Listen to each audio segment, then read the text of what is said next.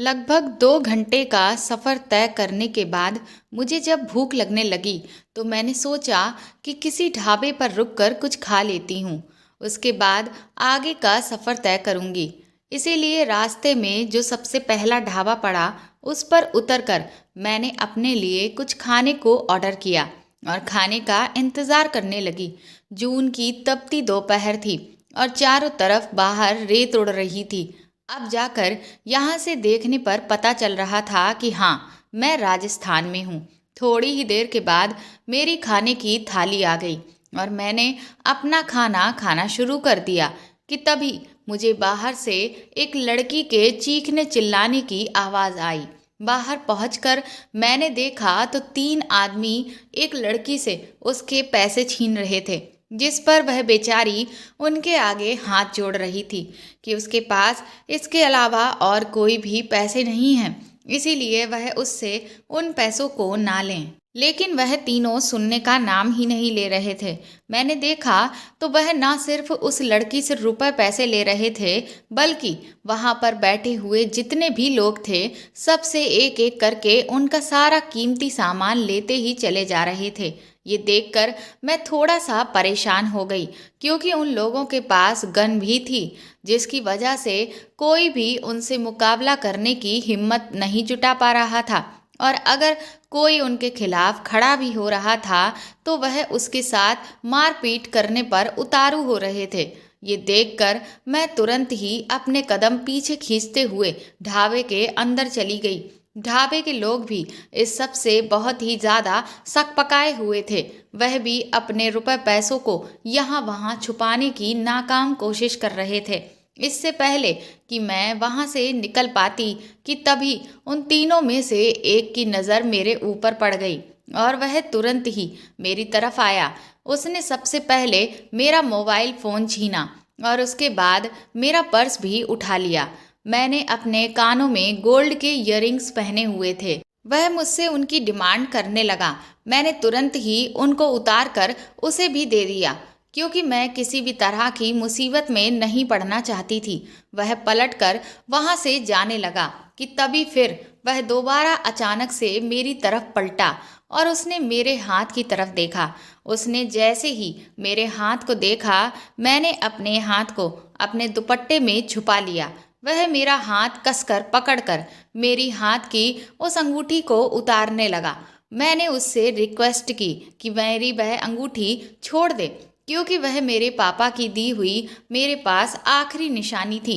मेरे पापा ने अपने देहांत से पहले बड़े ही प्यार से मेरे लिए वह अंगूठी बनवाई थी और मेरे लिए वह अंगूठी बहुत ज़्यादा अहम थी। लेकिन वह आदमी अपने आगे बात मानने को तैयार ही नहीं था। मैंने उसे समझाने की कोशिश भी की कि वह मेरे सारे पैसे, मेरी ज्वेलरी लेकर तो जा रहा है ना, यहाँ तक कि मेरा मोबाइल फ़ोन भी ले जा रहा है, पर वह मेरी एक भी नहीं सुन रहा था। वह कहने लगा कि ये हीरे की अंगूठी है और इसकी कीमत तो इस सब से कहीं ज़्यादा है, इसीलिए मुझे ये हर हाल में चाहिए ही चाहिए, और अगर तुमने मुझे ये निकाल कर नहीं दी तो फिर तुम्हारी जान लेने के बाद मैं इसे यहाँ से ले जाऊँगा। इसके बाद वो मेरे हाथ से मेरी हीरे की अंगूठी को निकाल कर वहाँ से चला गया। मैं कुछ देर तो वहाँ खड़े होकर रोती रही, लेकिन मेरा गुस्सा हद से ज़्यादा बढ़ता चला जा रहा था, क्योंकि वह अंगूठी मेरे पापा ने मुझे दी थी और मैंने अब तक उसे बहुत ही संभाल के रखा हुआ था। मुझसे रहा नहीं गया और मैं एक बार फिर से उनसे अपनी अंगूठी को मांगने के लिए पहुंच गई, जिससे वह बुरी तरह से नाराज हो गए और उनमें से एक ने मेरे सर पर पास में रखा हुआ ग्लास उठाकर दे मारा, जिससे मेरे सर पर काफ़ी गहरी चोट आ गई। मैं धड़ाम से वहीं नीचे गिर गई, लेकिन मेरा गुस्सा कम होने का नाम नहीं ले रहा था। मैं तुरंत ही पलटकर चिल्लाई कि मुझे मेरी अंगूठी वापस कर दो, वरना अच्छा नहीं होगा। इतने पर उनमें से एक आदमी मेरे पास आया और कहने लगा कि वरना तुम क्या कर लोगी, तुम जानती हो कि हम कौन हैं। उसके बाद उसने अपने हाथ में पकड़ी हुई गन मुझे दिखाते हुए कहा कि इसको जानती हो, इसे क्या कहते हैं। इसको देखने के बाद भी तुम्हारी इतनी हिम्मत कि तुम हमसे इस तरह से चिल्लाकर बात कर रही हो? क्या तुम्हें अपनी जान प्यारी नहीं है? मैंने एक बार फिर से रोते हुए उनके आगे गिड़गिड़ाकर हाथ जोड़ते हुए कहा कि देखो, तुम्हें जो भी ले जाना है तुम ले जाओ, लेकिन मेरी वह अंगूठी को मुझे वापस कर दो। वह मेरे पापा की आखिरी निशानी है। मेरी इस बात पर वह तीनों के तीनों बुरी तरह से जोर जोर से हंसने लगे और मेरा मजाक उड़ाने लगे। बार बार कहने लगे, तो इसका मतलब तेरा बाप मर गया? तेरा बाप बहुत जल्दी टैं बोल गया? उनकी हंसी मेरे कानों में चुभ रही थी, लेकिन उस वक्त मैं मजबूर थी। इसीलिए मैं बार बार उनसे हाथ जोड़कर प्रार्थना कर रही थी, लेकिन उन्हें मुझ पर जरा सा भी तरस नहीं आ रहा था। कुछ देर के बाद वह मुझसे बोले कि अंगूठी तो तुझे अब नहीं मिलेगी और तू हमारा कुछ भी नहीं कर सकती, क्योंकि तू एक कमजोर औरत है और औरत कभी आदमी का मुकाबला नहीं कर सकती। इसीलिए चुपचाप अपना मुंह बंद करके यहीं पड़ी रहे, वरना तेरा जो हाल करेंगे वह तूने कभी सपने में भी नहीं सोचा होगा। उन लोगों की ऐसी बात सुनकर मैं अंदर ही अंदर गुस्से से जल रही थी। मैंने जैसे ही उठने की कोशिश की, तभी उनमें से एक ने खींचकर मेरे पेट पर लात मारी और मैं दोबारा धड़ाम से नीचे गिर गई। और फिर वह मुझे ऐसी ऐसी बातें सुनाने लगे जिन्हें सुनकर मेरे सम्मान को हद से ज़्यादा ठेस पहुंच रही थी। उनकी बातों से साफ जाहिर हो रहा था कि मैं एक औरत हूँ और औरत होना एक बहुत ही नीचे दर्जे की बात है।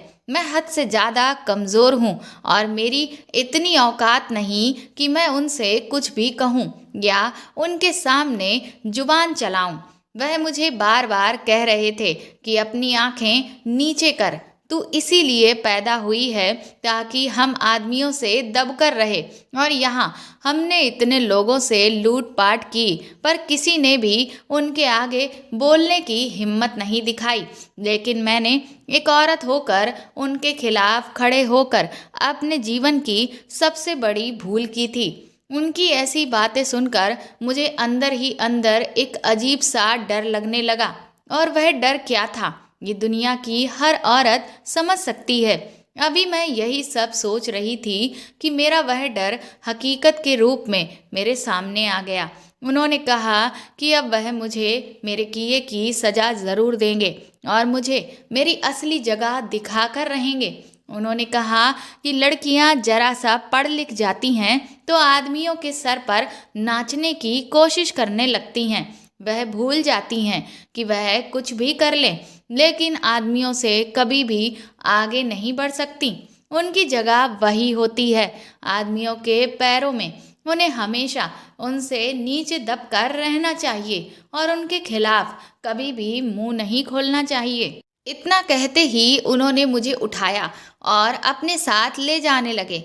मैंने वहां पर खड़े हुए लोगों से कई बार हाथ जोड़कर विनती की कि वह लोग एकजुट होकर इनका सामना करें और मुझे बचा लें, लेकिन कोई भी डर की वजह से आगे बढ़कर सामने नहीं आया। सारे सामान को समेटकर उनमें से एक आदमी रोड पर खड़ा हो गया। कहने लगा कि इतना सारा सामान ले जाने के लिए उन्हें एक गाड़ी की ज़रूरत है, इसीलिए अब अगली गाड़ी जो यहाँ से निकलेगी हमें उसको भी लूटना होगा। तभी अचानक उनमें से किसी एक की नज़र वहाँ खड़ी हुई मेरी गाड़ी पर पड़ी और वह बहुत खुशी के अंदाज में हंसते हुए कहने लगा, लो, बगल में बच्चा और शहर में ढिंढोरा। गाड़ी तो हमारी आंखों के सामने ही खड़ी हुई है और हम यहाँ वहाँ गाड़ी को ढूंढने के लिए खड़े थे। जब वह गाड़ी के पास गए तो उसमें चाबी पहले से ही लगी हुई थी। ये देखकर तो वह और भी ज़्यादा खुश हो गए। दरअसल खाना खाने की जल्दबाजी में मैं गाड़ी से चाबी को निकालना भूल ही गई थी। उन्होंने तुरंत ही मुझे भी अपने साथ गाड़ी में बिठा लिया। इसके बाद उनमें से एक गाड़ी को ड्राइव करके न जाने कौन से रास्ते पर ले जाने लगा।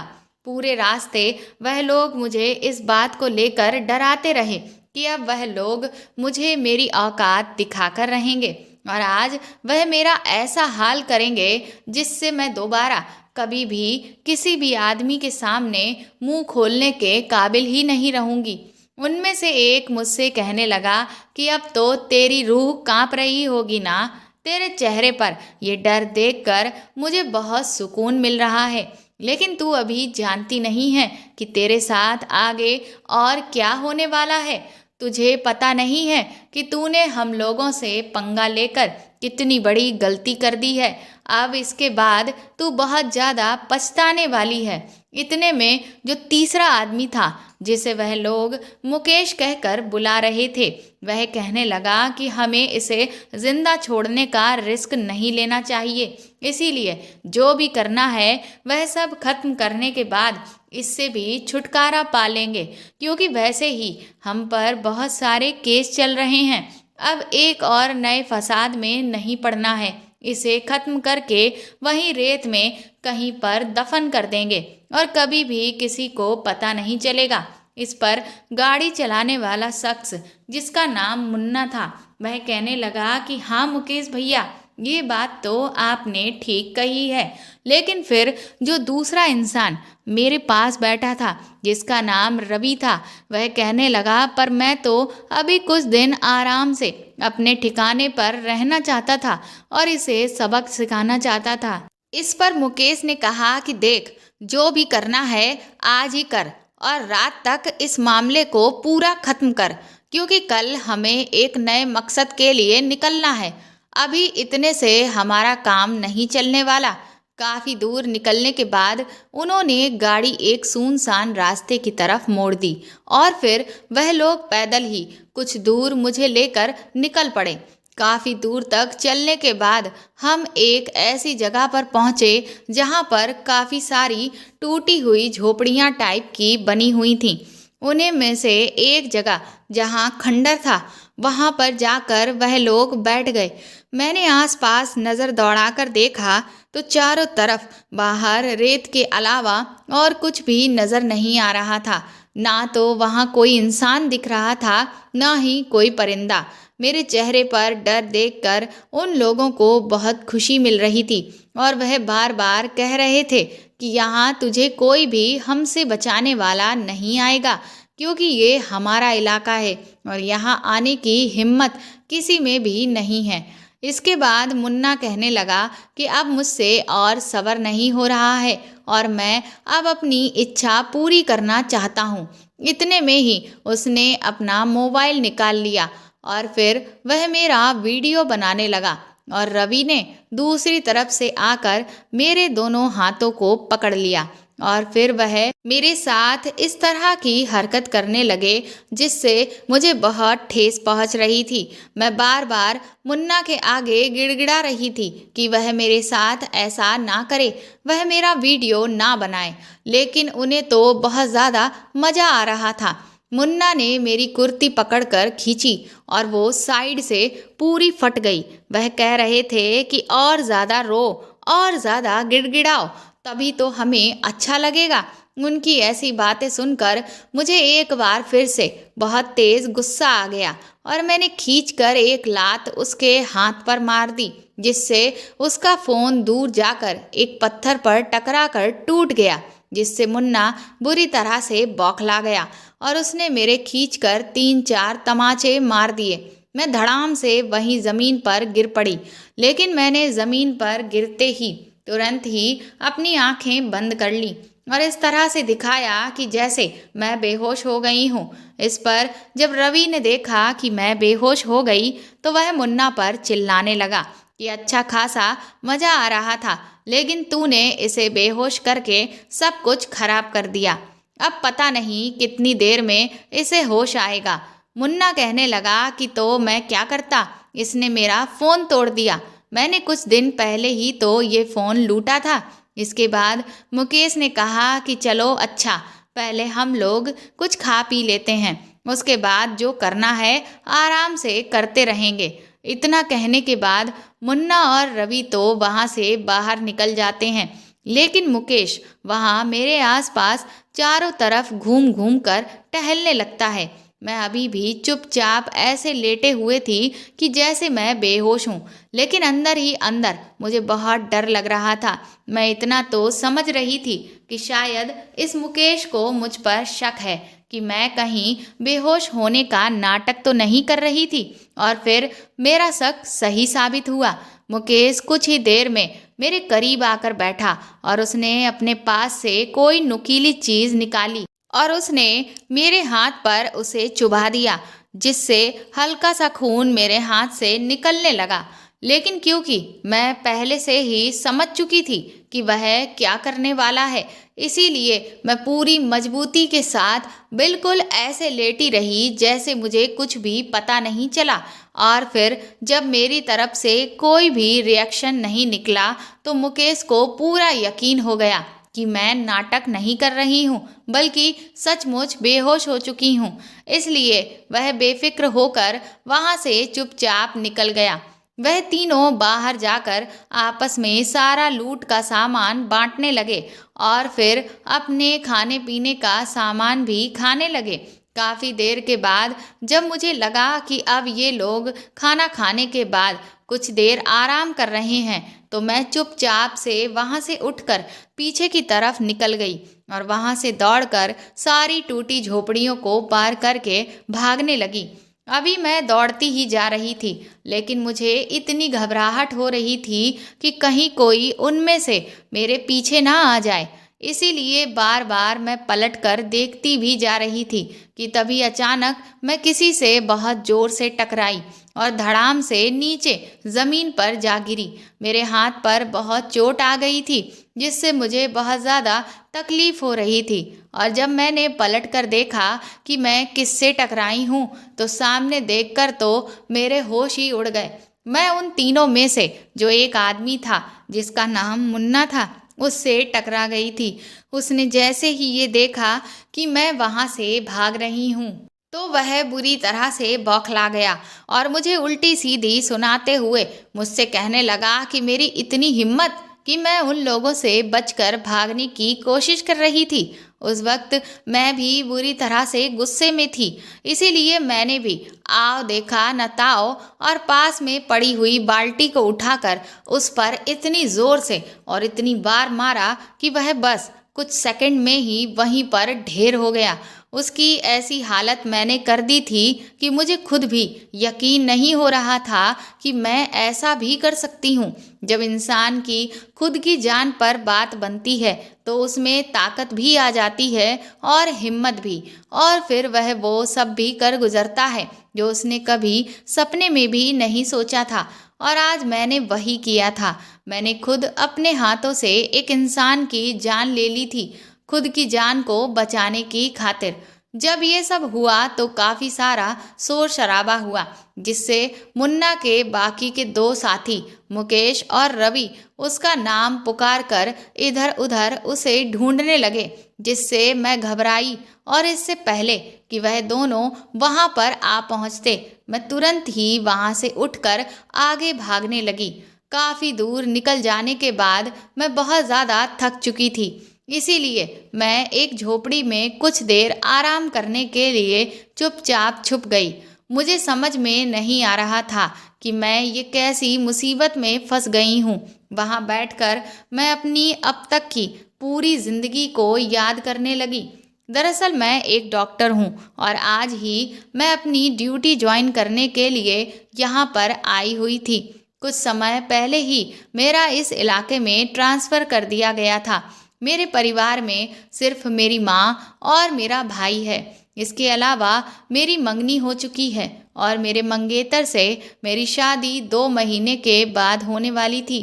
मेरे जीवन में कोई भी कमी नहीं थी सिवाय मेरे पापा के। मेरे पापा का देहांत कुछ समय पहले ही हुआ था। मैं अपने पापा से बहुत प्यार करती थी, लेकिन भगवान ने मेरे पापा को मुझसे बहुत जल्दी जुदा कर दिया। मेरे पापा ने कभी भी लड़का लड़की में भेदभाव नहीं किया और मैं जिस समाज से आई थी वहाँ पर मैंने कभी भी ऐसा महसूस नहीं किया कि मैं एक लड़की हूँ और मैं कमज़ोर हूँ, बल्कि हमेशा मैंने लड़कियों को बराबरी के दर्जे पर ही खड़ा देखा। लेकिन आज मैंने जो कुछ झेला था और जो कुछ भी सुना था, उससे मेरे न सिर्फ सम्मान को बल्कि आत्मविश्वास को भी ठेस पहुंची थी। और मेरे अंदर गुस्से की एक ज्वाला धधक रही थी कि कोई भी इंसान औरतों के साथ इस तरह का व्यवहार आखिर कैसे कर सकता है। जो औरत इस दुनिया में एक नए जीवन को जन्म देने की ताकत रखती है, उसी को इस कदर कमजोर दिखाया जाता है कि जिसकी कोई सीमा नहीं। एक आदमी एक औरत की कोख से जन्म लेने के बाद एक औरत पर ही अत्याचार कर रहा होता है। आखिर ये किस तरह का समाज है और ये किस तरह की सोच थी जिससे आज अपने जीवन में मैं पहली बार रूबरू हो रही थी। लेकिन इस वक्त मेरे लिए सबसे ज़्यादा ज़रूरी था खुद को इन लोगों से बचाना। अभी मैं ये सब सोच ही रही थी कि तभी मुन्ना के बाकी दोनों साथियों की आवाज़ें मेरे कानों में पड़ने लगीं। वह ज़ोर ज़ोर से चिल्ला रहे थे। वह अपने एक साथी के मारे जाने पर बहुत ज़्यादा गुस्से में थे और बार बार चिल्ला चिल्ला कर मुझे इस बात का एहसास करा रहे थे कि अब वह मुझे किसी भी कीमत पर छोड़ने वाले नहीं हैं। और न जाने क्या क्या कहकर वो अपने अहम को खुश कर रहे थे। रवि अपनी जेब से मेरी वह अंगूठी जो मुझे पापा ने दी थी निकाल कर हवा में दिखाते हुए जोर जोर से कहने लगा कि तुझ में इतनी हिम्मत नहीं है कि तू हमसे अपनी इस अंगूठी को लेकर जा सके, और मैं चैलेंज करता हूँ कि तुझे अब ये अंगूठी कभी भी नहीं मिलने वाली है। उसने अंगूठी पर थूक दिया और मेरे पापा के लिए और मेरे लिए ऐसे शब्दों का इस्तेमाल करना शुरू कर दिया जिन्हें सुनना मेरे लिए नामुमकिन और नाकाबिले बर्दाश्त हो रहा था। वह मुझे ऐसा एहसास दिला रहे थे कि जैसे एक औरत होकर मैंने बहुत बड़ा गुनाह कर दिया था। वह मुझे डराने की कोशिश कर रहे थे। ये सब सुनकर मेरा गुस्सा हद से ज़्यादा बढ़ चुका था। कोई भी इंसान अपने पिता के लिए ये शब्द बर्दाश्त नहीं कर सकता, और इसीलिए अब तक तो मैं उनसे बचने के लिए भाग रही थी। लेकिन अब मैं फैसला कर चुकी थी कि अब मैं उनसे भागूंगी नहीं, बल्कि अब मैं उन्हें सबक सिखाकर ही रहूंगी और इन्हें दिखाकर रहूंगी कि एक औरत किसी भी हाल में कमज़ोर नहीं होती है। इस सब के बीच धीरे धीरे काफ़ी रात हो चुकी थी और अंधेरा बढ़ता जा रहा था। मैं अभी भी इस झोपड़ी में चुपचाप सांस बांधे हुए बैठी थी, क्योंकि अब मैं सही मौके का इंतज़ार कर रही थी जब मैं अपना अगला कदम उठाती। वह लोग अभी भी बौखलाए हुए मुझे ढूंढ रहे थे। मैंने जब उस झोपड़ी की टूटी हुई दीवार से झांक कर देखा तो वह दोनों आपस में इस बात का फैसला कर रहे थे कि वह साथ में मुझे ढूंढ ढूंढ कर थक चुके हैं और इसीलिए अब उन्हें मुझे अलग अलग ढूंढना चाहिए। इसलिए वह दोनों अलग अलग दिशा में चले गए और बस मुझे इसी मौके का इंतज़ार था। मैं तुरंत ही दबे पांव उनमें से उनके एक साथी मुकेश के पास पहुंची। उसे अभी तक इस बात का एहसास नहीं था कि मैं ठीक उसके पीछे खड़ी हुई हूँ। जब मैं उस रास्ते से भागती हुई आ रही थी तो मुझे रास्ते में एक बड़ा सा कुआं दिखा था। इसीलिए मैं तुरंत ही उस कुएं के पास जाकर खड़ी हो गई और मैंने जैसे ही हल्की सी आवाज़ की और मुकेश ने पलटकर मेरी तरफ देखा तो वह बड़े ही रौबीले अंदाज में मुझ पर अपना रौब झाड़ते हुए बोला कि आखिर मुझे उससे डरना पड़ा और मैं डर कर खुद ही उसके पास आ गई। वह कहने लगा कि मैंने उसके साथी के साथ जो भी किया मुझे वह सब नहीं करना चाहिए था। वो सब करके मैंने बहुत बड़ी गलती की है और अब वह लोग मुझे इसकी सज़ा देंगे। इतना कहते हुए वह मेरी तरफ आगे बढ़ने लगा। मैं अभी भी चुपचाप उसकी तरफ देख रही थी। वह मुझसे कहने लगा कि क्या हुआ, पहले तो तुम बहुत चीख चिल्ला रही थी, लेकिन अब क्या तुम्हें सांप सूंघ गया है? अब क्यों नहीं चिल्ला रही है? मैंने उसकी इस बात पर भी कोई भी रिएक्शन नहीं दिया, जिससे वह ज़्यादा बौखलाया और गुस्से में मेरी तरफ ज़ोर से दांत पीसते हुए दौड़ता हुआ आया ताकि वह मुझे चोट पहुंचा सके। लेकिन इससे पहले कि वह मुझे पकड़ पाता, वह जैसे ही मेरे करीब आया, मैं ठीक उसी समय वहां से साइड में हो गई और मैंने उसे एक जोर का धक्का दिया, जिससे वह कुएं के अंदर जा गिरा। कुएं में पानी काफी गहरा था, जिससे वह धीरे धीरे डूबने लगा और खुद को बचाने के लिए अपने हाथ पैरों को छटपटाने लगा। उसे मुझ पर बहुत ज्यादा गुस्सा आ रहा था, क्योंकि उससे बर्दाश्त नहीं हो रहा था कि उसने एक औरत से मात खाई है। इसीलिए वह मुझे बहुत ही उल्टी सीधी बातें सुनाने लगा। मैंने तुरंत ही पास में पड़ा हुआ एक बड़ा सा पत्थर उठाया और उसकी तरफ मुस्कुरा कर देखते हुए कहा कि एक औरत कमजोर नहीं होती। और फिर मैंने उस पत्थर को उसके ऊपर ही फेंक दिया और बस कुछ देर पहले जो शोर उस कुएं के अंदर से आ रहा था वह एक सन्नाटे में बदल गया। इसके बाद मैं तुरंत ही वहां से निकल गई और पास ही बनी हुई एक झोपड़ी में छिप गई। काफी देर के बाद उनका जो आखिरी साथी था वह कुएं के पास आ पहुंचा और जब उसकी नजर कुएं में पड़ी तो उसके होश उड़ चुके थे।